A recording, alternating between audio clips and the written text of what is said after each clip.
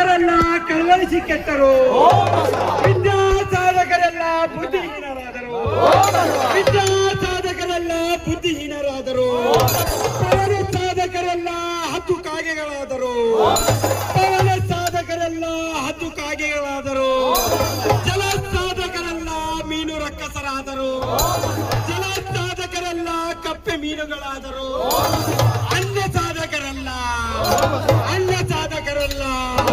ಭೂತ ಪ್ರೇತಗಳಾದರು, ಅನ್ನ ಸಾಧಕರೆಲ್ಲ ಭೂತ ಪ್ರೇತಗಳಾದರು. ಬಸವಣ್ಣ